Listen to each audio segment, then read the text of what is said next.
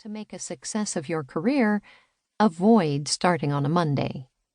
My working life on this North Atlantic island, therefore, began on a Tuesday in October, one that was cloudy with a stiff breeze, as so many October days here are. Having been a resident of Iceland for not quite 6 weeks, I was unaware of the Monday rule. I was keen to start my new job.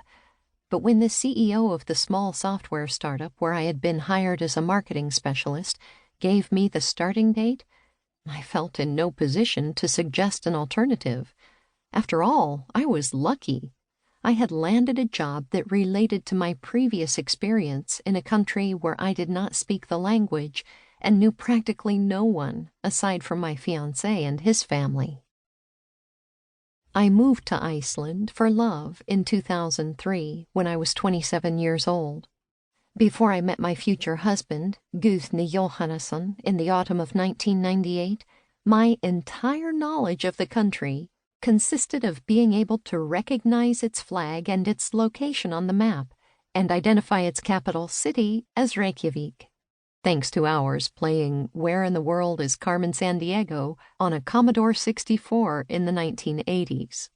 I did not know that even then Iceland was considered one of the best places in the world to be a woman, that a unique alchemy of history, people, policies, and luck have produced a country that is arguably closer than any other to clutching the golden ring of gender equality. Guðni and I met in graduate school at Oxford University in England, 2 foreigners among many at one of Oxford's colleges, St. Antony's, that specialized in international studies. Guðni was the first Icelander to attend St. Antony's, and one of only a handful who were studying at the entire university. To me, a 22-year-old Canadian woman who grew up on a hobby farm in the Ottawa Valley, his obscure nationality was alluring. He was quiet, owned many books and few other possessions, and didn't drink as enthusiastically as the other students. I assumed that was what all Icelanders were like. He was also tall and easygoing, and he sparingly but devastatingly deployed a bone-dry, self-deprecating humor to match that of the British. I had moved across the ocean to England just a couple of months after completing my Bachelor of Arts degree in Canada, using the excuse of graduate school to experience a new country, get further into debt, and postpone making any decisions about what I actually wanted to do with my life. My cohort fell broadly into 2 groups.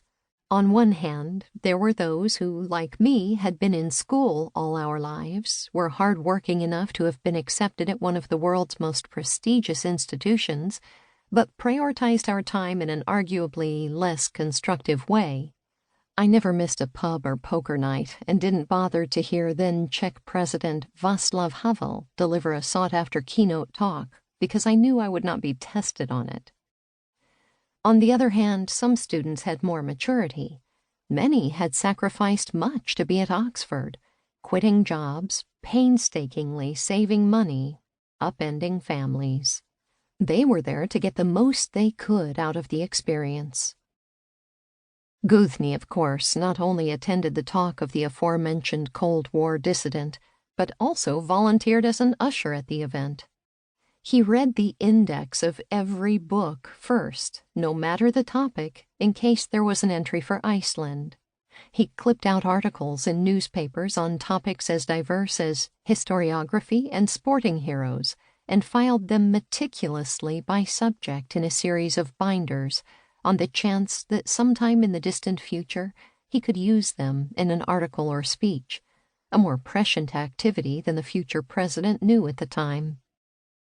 From this behavior and the smattering of gray hairs around his temples, I suspected he was marginally older than I, perhaps as wizened as 26. Once at midnight during a house party in a smoke-filled, cramped basement flat, when I was trying to get to know this intriguing but quiet man a little better, he casually mentioned being an undergraduate student when the Berlin Wall fell. I was in grade 8 in 1989. "How old are you?"